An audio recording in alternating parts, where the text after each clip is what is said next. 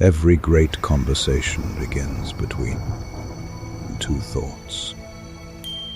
I have this thing I've been meaning to do for, honestly, about 8 months now. What thing? That's almost the embarrassing part. It's not even a big thing. It's just a form I need to fill out. 30 minutes maximum. And every single day for 8 months I've thought about it.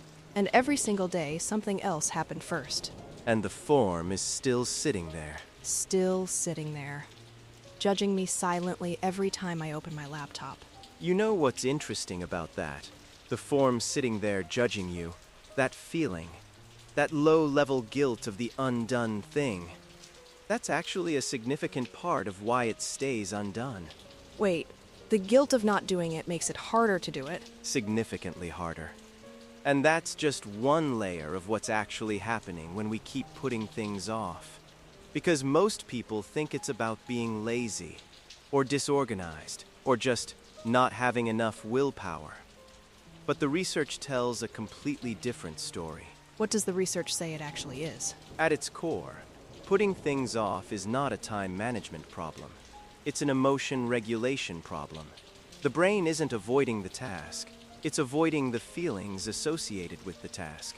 The discomfort, the uncertainty, the fear of not doing it perfectly, the anxiety of starting something that might go wrong. So when I postpone the form, I'm not being lazy. I'm avoiding a feeling. A specific, uncomfortable feeling that the brain has learned to associate with that task. And here is the neuroscience behind it. There's a constant battle happening inside the brain between two systems. The limbic system, ancient, automatic, emotional, and the prefrontal cortex, newer, rational, planning-focused. And the limbic system wants to avoid discomfort. Always. Immediately. The limbic system doesn't think about next week or next year. It thinks about right now. And right now, the form feels uncomfortable. So it says, not this. Something else. Anything else that feels better in this moment. And the prefrontal cortex, the rational part, knows we should just do it. Knows it clearly. But the prefrontal cortex is, and this surprises most people, actually the weaker of the two systems in the moment of decision. Dr. Tim Pykill, a psychologist who has spent decades studying exactly this, describes it perfectly. He says, we have a brain that is selected for preferring immediate reward. Putting things off is the present self saying, I would rather feel good now. The present self versus the future self. And the present self almost always wins. In the moment, yes, because the future self is abstract, distant, not quite real to the brain right now. Whereas the discomfort of starting, that is very real, very immediate, and the brain responds to what is immediate. So it's not weakness, it's just the brain doing what brains do, choosing comfort now over benefit later. Every time, unless something interrupts the pattern. And research published in Nature Communications found something fascinating about this. Using brain imaging to actually watch what happens neurologically when people delay tasks. They found that the key feature associated with putting things off is how much the brain discounts the effort cost of doing something later versus now. Discounts it how? The brain makes doing something later feel significantly less effortful than doing it now, even though the actual effort required is identical. So when you think, I'll do it tomorrow, the brain genuinely experiences tomorrow's version of the task as easier, lighter, more manageable, even though tomorrow you, facing the same task, will feel exactly the same way you do today. So we're not lying to ourselves when we say tomorrow. We genuinely believe it will be easier. The brain creates that belief, reliably, every time, which is why tomorrow never quite arrives as the easier day we imagined. It arrives as today, with the same weight and the same avoidance. That explains so much.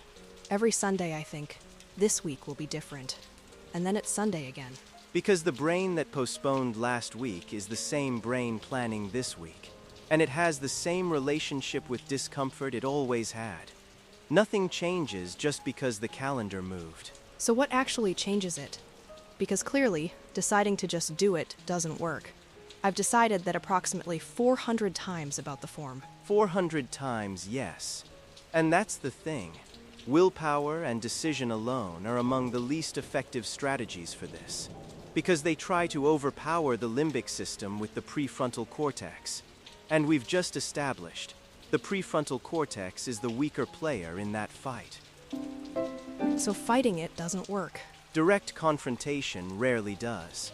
What works, and the research is consistent on this, is working with the emotional reality of the situation rather than against it. The first approach is something researchers call the 2-minute rule in its various forms.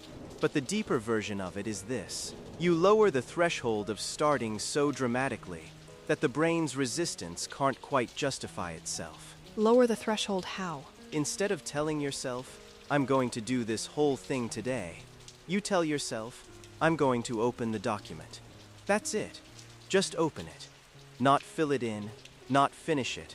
Just open it and look at it for 2 minutes. And that's actually enough to start? Because starting is the hardest part neurologically. Once you're in, the brain's relationship with the task changes. What felt heavy and impossible from the outside becomes manageable from the inside.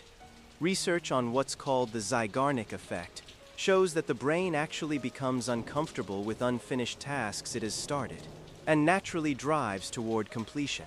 The desire to finish is built in, but only once you've begun. So the brain resists starting, but once started, it wants to finish. Almost always. Which means the entire battle, all of it, is in that first 2 minutes, getting from avoiding to beginning. Everything after that is significantly easier than the brain predicted. Honestly, that changes how I think about every task I've been putting off. The mountain isn't the task. The mountain is the starting. Always the starting. And the second approach addresses something even deeper. Because for many people, putting things off isn't just about discomfort in general. It's specifically about fear. Fear that what they produce won't be good enough. Fear that starting means being evaluated. Fear that doing it imperfectly is worse than not doing it at all. Perfectionism hiding inside avoidance. Always together. Research published in a systematic review of over 27 studies found that fear of failure and perfectionism are among the strongest predictors of chronic delay. Not laziness, not poor time management. Fear. The person who never sends the email isn't lazy. They're scared the email won't land right. The person who never starts the project isn't disorganized. They're scared the project won't be good enough. So the delay is protection, again. Like self-sabotage, like fear of failure. The brain protecting the ego from the possibility of not being good enough. The same protective instinct, just wearing different clothes. And the way through it, the research suggests, is what cognitive behavioral approaches call decatastrophizing. Asking honestly, what is the actual worst realistic outcome if I do this imperfectly? Not the imagined catastrophe, the real one. And the real one is almost never as bad as the imagined one. Almost never. The form filled out imperfectly is still better than the form not filled out at all. The email sent with a small error is still better than the email sitting in drafts forever. The project done imperfectly is still better than the project that exists only as a weight in your mind. Done imperfectly beats perfect and never started. Every single time. Every time. And there's a third thing, and this one is perhaps the least talked about, but most important. The identity piece.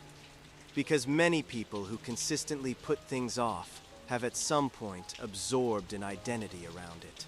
They think of themselves as someone who delays, someone who never finishes things, someone who always means to, but never quite does. And once it becomes identity, it becomes self-fulfilling. Completely. Because we act in accordance with who we believe we are. If I believe I am someone who always delays, then delaying feels normal, expected, even comfortable in a strange way. It confirms the story, and the story feels more familiar than changing would. So changing the behavior requires changing the story first. Or simultaneously. Research on identity-based behavior change suggests that small acts of doing, even tiny ones, begin to shift the internal narrative. Every time you start something you've been putting off, every time you open the document, send the message, make the call, you create evidence of a different identity. Not someone who always delays, but someone who sometimes begins, and sometimes is enough to start changing the story. I'm going to fill out that form today, when this coffee is done. Not before. Let me finish my coffee first. I'm not a machine. Fair enough. But genuinely, the thing that shifts for me in this conversation is the emotion piece. I always thought, just do it, just push through, and that never worked. But understanding that I was avoiding a feeling, not a task, that changes the question entirely. The question stops being, why can't I just do this? And becomes, what am I actually feeling about this?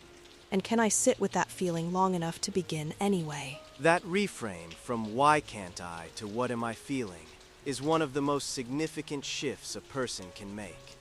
Because it brings compassion into a place that usually only has judgment.